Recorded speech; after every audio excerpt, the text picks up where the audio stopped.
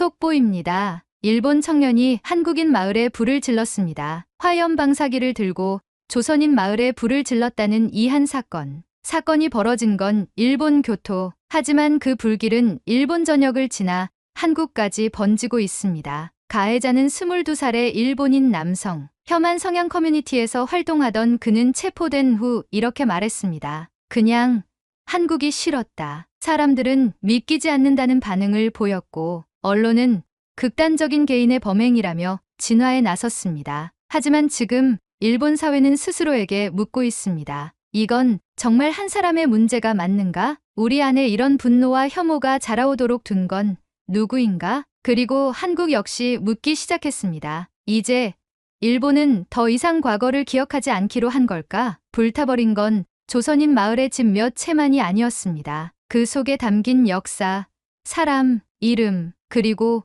국가 간의 신뢰가 함께 흔들리고 있습니다. 지금 일본 사회는 이 사건을 어떻게 감당하고 있을까요? 대체 무슨 사연인지 지금 바로 비디오를 재생해 보겠습니다. 잠깐 1초밖에 안 걸리는 좋아요 버튼을 눌러주시면요. 비디오가 잘 돌아간대요. 좋아요는 무료잖아요. 안녕하세요. 저는 도쿄에 사는 27살 나루세 아카리라고 합니다. 영상 아카이브 작가로 일하고 있고 부모님과 함께 살아가는 평범한 삶을 이어가고 있습니다. 저는 늘 조용한 편이었고 어디에 속해 있다는 감각보다 어디에도 묶이지 않는 상태가 편하다고 느끼며 살아왔어요. 그런 저에게 뿌리라는 말은 어딘가 이질적으로만 다가왔습니다. 제가 태어나고 자란 이곳, 도쿄 외곽의 작은 주택가는 잔잔하고 평범한 동네입니다. 골목마다 자전거 바퀴 소리가 들리고 저녁 무렵이면 이웃들이 현관에서 인사를 주고받는 그런 곳이죠. 학창시절 친구들과 지내는 것도 평탄했습니다. 단 아주 가끔씩 뉴스를 통해 들려오는 어떤 이름만 빼고요. 여러분은 우토로 마을을 아시나요? 아마 일본에 살지 않는 분들이라면 낯선 이름일지도 모르겠습니다. 하지만 그 마을의 이름은 한국과 일본 사이의 오랜 상처를 고스란히 간직한 장소입니다. 우토로 마을은 일본 교토부 우지시에 위치한 작은 동네입니다. 일제강점기였던 1941년 조선인 노동자들이 일본군 비행장을 건설하기 위해 강제로 이주되면서 형성된 마을이었죠. 광복 후에도 조국으로 돌아가지 못한 이들이 그곳에 머물며 삶의 터전을 이어왔습니다. 오랜 세월이 흐른 지금도 그 마을은 완전히 사라지지 않았죠. 하지만 이 마을은 여전히 우리나라 일부 혐한인들에게 좋지 않은 장소입니다. 우토로 마을, 조선인 마을, 제일, 불법 체류 후손, 한국문화 전파 같은 단어들. 그 말들은 마치 자극적인 수식어처럼 TV 자막 아래를 지나가곤 했습니다. 그리고 그럴 때마다 친구들은 어김없이 말했죠. 그 마을 이상하지 않아? 아직도 그런 데가 남아 있다니. 한국말 쓰는 애들 있으면 좀 무섭다. 어떤 친구는 이렇게 말했어요. 난 한국 드라마 좋아해도 조선인 마을은 싫어. 딱 구분해야지. 저도 모르게 그런 말들에 웃고 고개를 끄덕였던 기억이 납니다. 어쩌면 그게 제 방식의 방어였을지도 모릅니다. 왜냐면 그 마을이 바로 제 뿌리와 닿아 있다는 걸 저는 알고 있었거든요. 제 할머니 나루세 소노코 씨는 오사카 우지시에 있는 조선인 마을에서 오래도록 살아오신 분입니다. 조선인 1세대로 일제강점기 시절 강제로 이주당한 가족의 후손이셨죠. 하지만 저는 그분을 할머니라 부른 기억조차 없습니다. 어릴 적 사진 접속 몇 장의 이미지, 설날마다 도착하는 무성의한 엽서. 그게 제가 아는 할머니의 전부였습니다. 아버지 나루세 신이치는 그 마을에서 태어나 자란 제일 조선인이었습니다. 하지만 그는 철저하게 과거를 지우고 살았습니다. 성인이 되자 곧장 마을을 떠났고 일본 국적을 취득한 뒤엔 누구보다 일본인처럼 살려고 애썼습니다. 제게도 단 한 번도 우리 가족은 조선인의 피를 가졌다고 말한 적이 없었습니다. 저는 그 침묵 속에서 자라왔습니다. 학교에서도, 동네에서도, 집안에서도 마치 어떤 단어 하나가 금기로 정해진 듯한 분위기였죠. 그래서 저는 의심 없이 믿었습니다. 나는 도쿄에서 태어난 일본인이고 우리 가족은 특별한 사연이 없는 평범한 사람들일 거라고. 그 믿음이 처음 흔들린 건 27회를 살면서 처음으로 아버지가 입을 연 날이었습니다. 그날은 평소처럼 부모님과 저녁을 먹으려던 평범한 밤이었어요. 아버지의 휴대전화가 울렸고 전화를 받던 그의 표정이 조금씩 굳어갔습니다. 할머니가 많이 편찮으시다고 하는구나. 아버지는 그 한 문장만 남긴 채 휴대전화를 내려놓았습니다. 그 말에 어머니는 숟가락을 조용히 놓으셨고 저 역시 입에 넣으려던 국을 멈췄습니다. 이상하게도 아버지의 목소리는 슬픔보다 숙명처럼 들렸습니다. 그 사람의 생명을 걱정한다기보다는 오랜 침묵이 끝나는 걸 감당하는 사람의 말처럼요. 그날 밤 우리 가족은 함께 짐을 챙겨 시노사카행 열차를 탔습니다. 태어나 처음으로 저는 부모님과 함께 우토로 마을로 향하게 되었습니다. 그 열차 안에서 저는 창밖만 바라봤습니다. 무슨 말부터 꺼내야 할지 몰랐고 사실 말하고 싶은 마음조차 없었습니다. 택시를 타고 좁은 골목을 지나 마을 어귀에 들어서자 풍경이 확 달라졌습니다. 작고 낡은 주택들, 길가에 걸린 태극기, 담벼락마다 붙은 한국어 안내문들. 거기에는 익숙하지 않은 공기가 감돌고 있었습니다. 그곳은 분명 일본 땅이었지만 동시에 일본 같지 않았습니다. 이쪽이야. 할머니 집은 이 골목 끝에 있어. 아버지가 조심스레 손짓하며 골목 안쪽으로 저희를 안내했습니다. 낯선 기운에 말없이 따라가던 저는 왠지 모르게 한기가 스미는 것 같았습니다. 할머니는 오래된 침대에 누워 계셨습니다. 기력이 많이 쇠해 보였고 눈을 겨우 뜨신 채 아버지를 바라보셨습니다. 아버지는 그녀의 손을 조심스레 쥐었습니다. 그리고 아무 말 없이 그 손을 오래도록 붙잡고 있었습니다. 그 장면을 보며 저는 오히려 이질감을 느꼈습니다. 분명 가족이 맞는데 너무도 낯설었어요. 그 장면 속에서 제가 어디에 있어야 하는지 모르겠더라고요. 서서히 어깨가 굳고 숨이 막히는 듯한 기분이 들었습니다. 그날 밤 어머니는 할머니의 상태를 살피며 이불을 정리하셨고 아버지는 옷장에서 무언가를 꺼내며 말없이 움직이셨습니다. 그런 부모님의 뒷모습을 보며 저는 속으로 수십 번도 넘게 말했습니다. 여긴 내가 있을 곳이 아니야. 이곳에 내가 있으면 조선인의 핏줄이라는 것을 대놓고 드러내는 행위야. 다음 날 아침 저는 조용히 말했습니다. 전 도쿄로 돌아갈게요. 일이 쌓여 있어서. 아버지는 고개를 끄덕이셨고 어머니는 제 손을 살며시 쥐고 미소 지으셨습니다. 그래. 아카리가 괜찮을 때 다시 오면 되지. 저는 고개를 숙였고 말없이 다시 역으로 향했습니다. 택시를 타고 골목을 벗어나며 뒤를 돌아봤을 때 마을의 지붕들이 천천히 시야에서 사라졌습니다. 그리고 그 순간 이상하게도 목 안쪽이 따끔하게 아려왔습니다. 돌아오는 길 저는 아무 음악도 듣지 않았고 핸드폰도 들여다보지 않았습니다. 그저 차창 너머를 바라보며 스스로에게 되묻고 있었습니다. 왜 나는 저기를 견디지 못했을까? 나는 정말 일본인인가? 아니면? 그리고 며칠 뒤 저는 그 질문을 더 이상 미룰 수 없는 사건과 마주하게 되었습니다. 그날도 평소처럼 편집 마감을 앞두고 책상 앞에 앉아 있었습니다. 커피는 식어 있었고 영상 타임라인은 도무지 진척이 없었습니다. 머릿속이 어지럽고 흐릿했습니다. 우토로 마을에서 돌아온 이후로 마음 한구석이 비어있는 것처럼 텅 비어 있었습니다. 할머니를 보고도 아무 말 하지 못한 저 자신이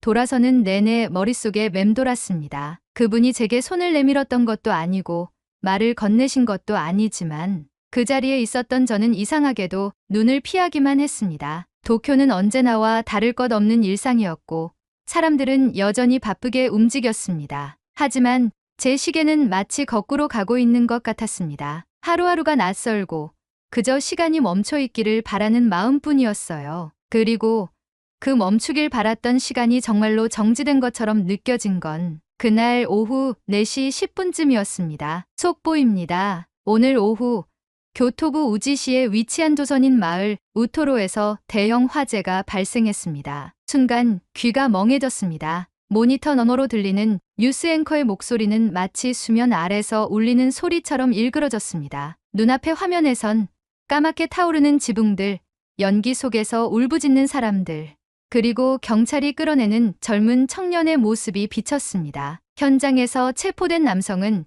혐한 성향의 인터넷 커뮤니티 활동 경력이 있으며 범행 동기로 그저 한국이 싫었다는 진술을 한 것으로 알려졌습니다. 그 말을 듣는 순간 저는 숨을 쉴 수 없었습니다. 곧바로 휴대전화를 들고 아버지에게 전화를 걸었습니다. 1분, 2분, 3분 신호음만 계속 울렸습니다. 어머니에게도 다시 아버지에게도 반복해 수십 번을 눌렀지만 아무도 받지 않았습니다. 그때부터 저는 움직이기 시작했습니다. 옷을 챙기고 가방을 메고 아무 말 없이 현관문을 열었습니다. 역으로 달려가는 내내 온몸이 얼어붙은 것 같았습니다. 그날따라 신칸센 플랫폼은 유난히 긴 듯했고 열차는 너무 늦게 도착하는 것처럼 느껴졌습니다. 자리에서 꼼짝하지 못한 채 두 손을 쥐고 계속 기도했습니다. 제발 제발 다 무사해야 해요. 누구라도 제발. 시노사카역에 도착한 건 오후 6시를 조금 넘긴 시간이었습니다. 역 밖 공기는 축축하게 젖어 있었고 멀리서도 휘뿌연 연기가 느껴졌습니다. 택시를 기다릴 틈도 없이 저는 바로 마을 방향으로 뛰기 시작했습니다. 낮은 지붕들 위로 타오르던 불꽃은 이미 사그라졌고 골목 입구에는 통제선이 설치되어 있었습니다. 경찰은 외부인의 출입을 막고 있었고 주민 일부는 마을 바깥 공터에 임시로 모여 있었습니다. 그곳에서 저는 한 노인을 마주쳤습니다. 키가 작고 검은 조끼를 입은 얼굴이 시커멓게 그을린 노인이었어요. 혹시 여기 나루세 소노코 씨 무사하신가요?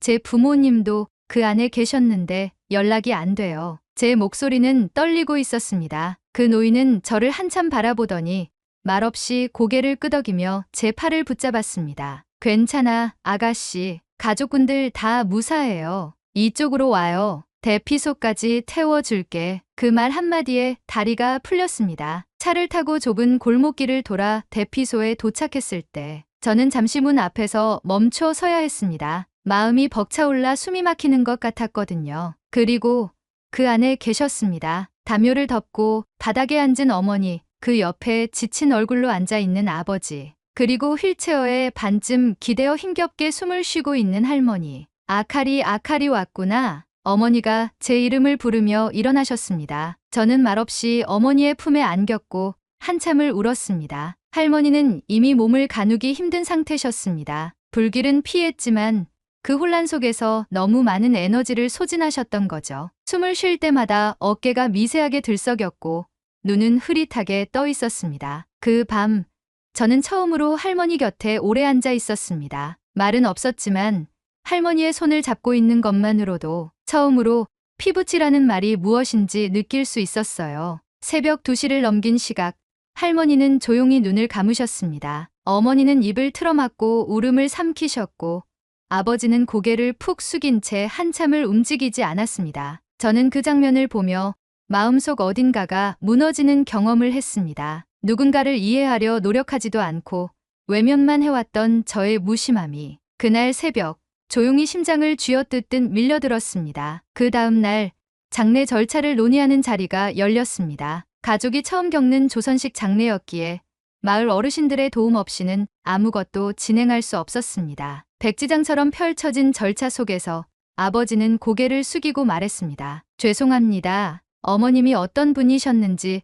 저희가 너무 모르고 살았습니다. 그 말을 들은 한 어르신이 조용히 웃으며 말했습니다. 그래도 마지막은 가족이 곁에 있었잖소. 그걸로 된 겁니다. 그리고 며칠 뒤 장례가 마무리되고 난 다음 아버지는 말없이 작은 나무 상자 하나를 제게 건넸습니다. 묵직한 표정으로 말도 없이 손에 쥐어주신 그 상자. 열어보니 사진이었습니다. 갓난아기였던 저부터 유치원, 초등학교, 중학교, 고등학교 각 시기별로 정성껏 인화된 사진들이 차곡차곡 들어있었고 그 옆엔 곱게 포장된 작은 머리핀이 하나 놓여 있었습니다. 그리고 머리핀 뒷면에는 익숙하지 않은 글자가 새겨져 있었습니다. 한글이었습니다. 끌개로 하나하나 정성 들여 새긴 자그마한 글자는 미령이라고 적혀 있었습니다. 그 글자를 처음 본 순간 저는 그 뜻도 발음도 모른 채 눈물이 터졌습니다. 옆에 놓인 작은 종이에 적힌 글. 흐릿한 손글씨로 할머니가 남긴 제게 전하는 유언이 적혀 있었습니다. 아카리에게 할미는 너를 늘 생각하며 살았단다. 혹시 내가 이 글을 읽게 된다면 이 이름도 기억해주면 좋겠다. 너의 조선 이름 미령. 곱고 맑은 종소리처럼 내 삶도 그렇게 울리길 바란다. 그날 밤 저는 한참을 머리핀을 손에 쥐고 앉아 있었습니다. 조선이라는 단어가 그렇게 깊은 울림으로 제게 들어온 건 처음이었습니다. 할머니의 장례를 마치고 도쿄로 돌아온 뒤 저는 몇 날 며칠을 무기력하게 보내야 했습니다. 세상이 돌아가는 소리는 여전히 바쁘고 복잡했지만 제 안의 시간은 완전히 멈춰 있었어요. 편집하던 영상은 마감일을 넘겼고 이메일은 수십 통씩 쌓여갔지만 컴퓨터 앞에 앉는 것조차 힘들었습니다. 식탁에 앉아 아침을 먹을 때면 부엌 쪽으로 등을 돌린 채 조용히 앉아 있는 아버지의 뒷모습이 눈에 들어왔습니다. 예전에도 늘 그랬던 모습인데 이상하게도 이제는 그 고요가 다르게 느껴졌습니다. 마치 이 집 안 전체가 할머니의 빈자리를 조심스럽게 감추기라도 하려는 듯 말수가 줄어들고 숨소리마저 낮아졌습니다. 그런 분위기 속에서 저는 책상 위에 놓인 작은 상자 하나를 멍하니 바라보는 시간이 길어졌습니다. 그 안에는 여전히 사진들과 함께 곱게 쌓인 머리핀이 놓여 있었고 그 뒷면엔 분명히 이렇게 새겨져 있었어요. 미령, 그 이름이 도대체 어떤 의미인지 어떻게 불러야 하는지도 처음엔 알 수 없었습니다. 한글을 배운 적도 없고 한국어를 들을 기회조차 거의 없었던 제게 그 두 글자는 낯설고 조심스러우면서도 이상하게도 가슴 어딘가를 찌르는 감정이 있었습니다. 나는 왜 이 이름을 할머니가 살아계실 때 단 한 번도 듣지 못했을까? 그리고 왜 그분은 마지막 순간에 이 이름을 제게 남기셨을까? 그 질문이 머릿속에서 떠나질 않았습니다. 며칠을 망설인 끝에 저는 아버지에게 조심스럽게 물었습니다. 저녁 무렵 식사를 마치고 주방 뒷정리를 하던 아버지에게 말을 꺼낸 건 어쩌면 이 질문이 처음이자 마지막일 수 있겠다는 생각 때문이었습니다. 아버지, 예전에 우토로 마을에선 어떤 일이 있었어요? 아버지는 손에 들고 있던 행주를 조용히 내려놓았습니다. 잠시 고개를 돌리지 않고 싱크대 안쪽을 바라보며 말없이 서 있더니 이내 천천히 의자에 앉으셨습니다. 그리고 낮은 목소리로 아주 오랜 침묵 끝에 마침내 말을 꺼내셨어요. 나는 거기서 태어났단다. 어릴 때는 거기 있는 게 당연하다고 생각했지. 하지만 중학교를 올라갈 때쯤부터 사람들의 눈빛이 달라지더라. 학교에서는 아무도 내 이름을 불러주지 않았고 체육복을 훔쳐가는 애들도 있었지. 가끔은 우체통에 침을 뱉는 사람도 있었고 동네 슈퍼에서 따라붙는 눈길도 익숙했어. 그 말이 너무 생생하게 다가와 저는 한동안 아무 말도 할 수 없었습니다. 그래서 마을을 떠났어. 조선인이라는 꼬리표만 없으면 나도 똑같이 살아갈 수 있을 거라고 생각했지. 신분을 숨기고 성을 바꾸고 일본인처럼 말하고 그렇게 겨우겨우 여기까지 왔단다. 그런데도 마음 한구석은 늘 얼룩처럼 남아 있었지. 아버지의 말은 담담했지만 그 안에 묻힌 시간들은 결코 담담하지 않았습니다.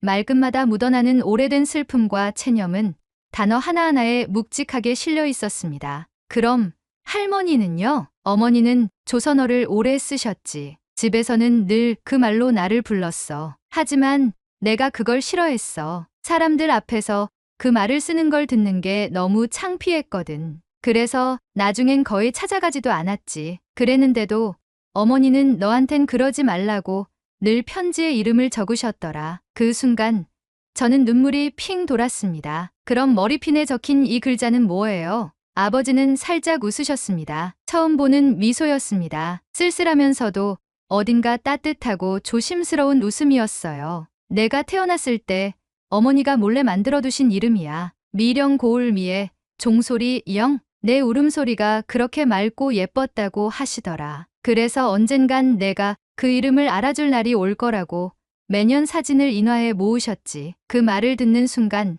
제 가슴은 무너졌습니다. 저는 그 사진들을 보며도 아무렇지 않았습니다. 그게 할머니가 직접 만든 기록일 거라고는 생각조차 하지 않았거든요. 그게 사랑의 형태라는 걸 이제야 비로소 알게 된 겁니다. 그날 밤 저는 처음으로 그 이름을 입 안에서 불러봤습니다. 미령. 낯설었습니다. 입술이 부드럽게 닿고 혀끝이 천천히 내려오면서 만들어지는 그 발음은 지금껏 제가 불러왔던 어떤 이름보다 조심스러웠고 따뜻했습니다. 그리고 묘하게 익숙했어요. 마치 언젠가 아주 오래전에 누군가 제게 속삭여줬던 것처럼요. 그날 이후 저는 조선인 마을에 대해 스스로 공부하기 시작했습니다. 할머니가 살아온 길, 아버지가 견뎌낸 세월, 그리고 그 마을이 일본에서 어떤 식으로 취급받아 왔는지를 하나하나 짚어나가기 시작했습니다. 그리고 그 과정에서 방화범에 대한 재판이 열릴 예정이라는 소식을 들었습니다. 마을 어르신들이 함께 증언하기로 했다는 이야기도요. 순간 저는 가만히 앉아 있을 수 없었습니다. 그 화염 속에서 사라진 것이 단지 집 한 채, 기록물 몇 장이 아니었다는 걸 저는 알고 있었으니까요. 그건 할머니가 평생에 걸쳐 지켜온 존엄이었고 아버지가 외면해온 이름이었으며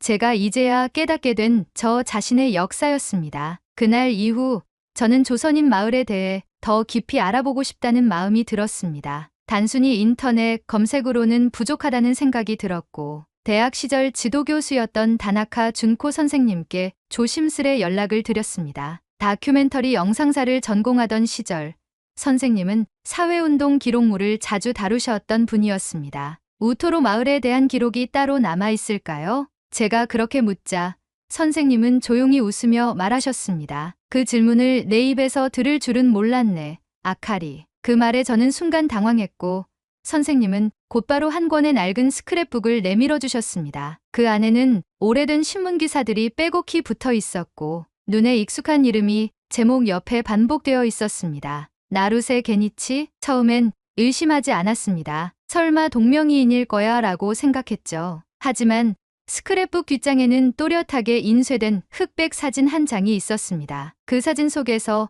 마이크를 쥐고 철거 반대 집회에서 발언하고 있는 한 남성. 그의 눈매와 턱선은 제가 아는 누군가를 떠올리게 했습니다.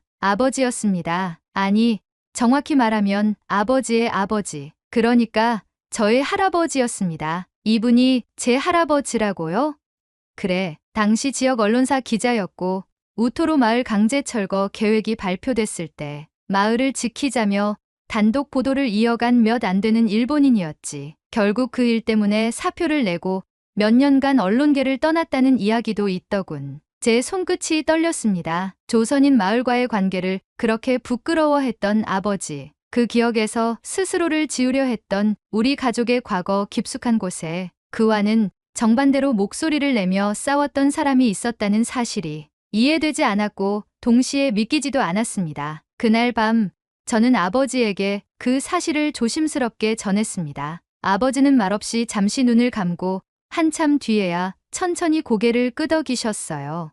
맞다. 게니치 씨는 내 할아버지였고 그 일로 우리 가족은 오래도록 욕을 먹었다. 난 학교에서 조선 편드는 집구석이란 소리도 들었고 어머니는 시장에서도 장을 제대로 못 봤지. 그래서 더 숨고 싶었던 것 같아. 그 사람이 했던 모든 일들이 나한텐 무겁기만 했거든. 그제야 알게 되었습니다. 아버지가 할머니를 피하고 우토로 마을을 지우려 했던 이유가 단순히 부끄러워서가 아니라 가족을 지키고 싶었던 필사적인 선택이었다는 걸요. 하지만 그 선택이 결국 우리 세대에게도 또 다른 지움을 남겼다는 것. 이름을 감추고 관계를 끊고 역사를 외면하면서 우리는 서로를 그리고 자신을도 모르는 채 살아왔다는 걸 알게 되었습니다. 그래서 저는 더 이상 숨고 싶지 않았습니다. 제 가족은 도망치기도 했지만 누군가는 목소리를 내며 싸웠고 또 누군가는 사랑을 남기며 기다렸습니다. 그 모든 것이 모여서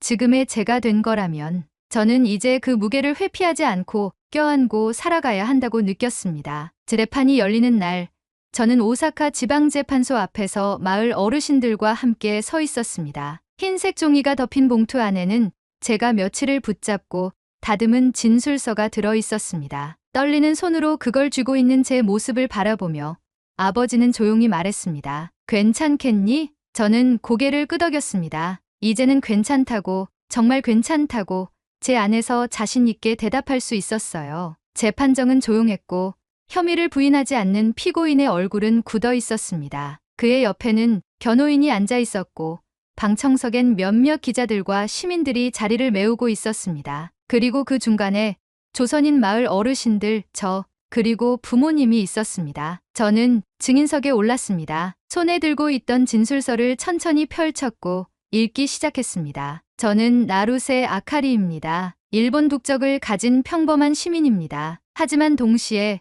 우토로 마을에서 태어나신 제1조선인 어머니의 딸이기도 합니다. 그리고 지금은 저의 조선 이름 미령이라는 이름을 가슴에 품고 살아가는 사람입니다. 말을 시작한 순간부터 제 안에 숨어있던 두려움은 사라졌습니다. 저는 담담하게 말했습니다. 방화범이 마을에 퍼부은 증오, 불길 속에 사라진 역사 기록. 할머니가 평생 숨죽이며 지켜온 조용한 존엄, 그리고 그 불길 이후에 남겨진 이들의 절망과 고통에 대해요. 여기 앉아 있는 분들은 한국을 대표하는 사람들이 아닙니다. 그들은 일본 땅에서 태어나고 자라며 이 사회에서 성실하게 살아온 이웃입니다. 그런 분들이 단지 한국계라는 이유만으로 공격받고 조선인 마을이라는 이름만으로 지워지려 한다면 그건 이 나라가 수십 년 전으로 되돌아가고 있다는 신호입니다. 한 글자 한 글자 또박또박 읽어내려갔습니다. 어르신들의 눈빛은 조용히 흔들렸고 아버지는 무릎 위에서 두 손을 꼭 잡고 있었습니다.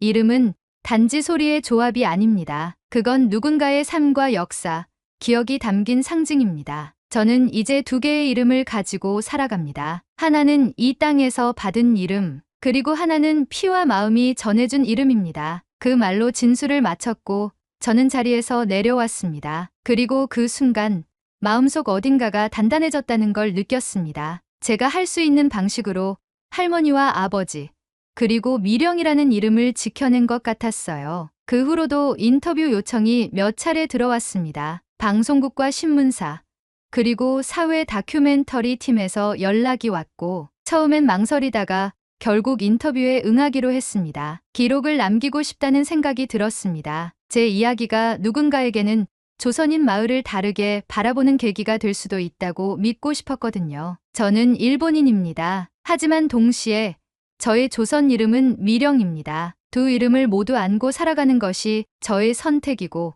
저의 정체성입니다. 카메라 앞에서 처음으로 그런 말을 꺼냈을 때 저는 울지 않았습니다. 이미 마음속에서 수없이 연습했던 말이었고 이제는 정말 그 말을 믿고 있었으니까요. 그 즈음 마을에서는 다시 한번 작은 모금 운동이 시작되었습니다. 방화로 잃은 기록관 자리를 복원하고 조선인 마을의 역사를 새롭게 정리하자는 움직임이었죠. 저도 그 작업에 참여하기로 했습니다. 한국어 공부도 시작했습니다. 미령이라는 이름을 스스로 정확하게 발음하고 싶다는 단순한 이유에서였지만 단어 하나를 외울 때마다, 문장 하나를 해석할 때마다 할머니가 제게 남긴 작은 손편지들이 하나씩 마음에 새겨졌습니다. 마을 아이들에게 한국어를 알려주는 봉사도 시작했어요. 아이들은 태극기보다 애니메이션에 더 관심이 많았고 한글보다 젤리를 좋아했지만 그렇게 웃고 떠드는 소리 안에서 할머니가 평생 듣고 싶어 했던 조선말의 맥박이 살아있다는 걸 느꼈습니다. 그리고 어느 봄날, 벚꽃이 흐드러지게 핀 날, 마을 어르신들과 함께 평화기념비 제막식에 참석했습니다. 하얀 천을 벗긴 그 순간, 비석 위에 새겨진 문구가 눈에 들어왔습니다. 기억은 사라지지 않는다. 이름은 불태울 수 없다. 그 아래 작은 이름 하나가 조용히 새겨져 있었습니다. 미령. 저는 입술을 굳게 다물고 고개를 끄덕였습니다. 그리고 벚꽃잎이 흩날리는 가운데 손끝으로 그 이름을 가만히 쓰다듬었습니다. 이제 저는 두 개의 이름을 가지고 살아갑니다. 하나는 세상이 준 이름, 그리고 하나는 제가 받아들인 이름입니다. 둘 중 하나를 버리는 게 아니라 둘 다 제 것으로 삼고 살아가는 것이 이제 제가 지켜야 할 삶의 방식이라는 걸 알게 됐습니다. 이제 저는 더 이상 외면하지 않습니다. 저의 할머니, 조선인 마을, 그리고 제 이름, 미령이라는 그 단단한 울림을 저는 평생 간직하고 살아갈 겁니다. 오늘의 사연은 여기까지입니다. 오늘 사연에 대한 여러분의 생각을 댓글로 남겨 감동 비디오의 마지막을 장식해주세요. 그리고 오늘의 비디오에 공감하신다면 구독, 좋아요 한 번씩 부탁드리겠습니다. 여러분의 댓글 하나하나가 영상을 제작하는데 큰 힘이 됩니다. 다음엔 더 흥미로운 사연으로 여러분을 찾아뵙겠습니다. 시청해주셔서 감사합니다.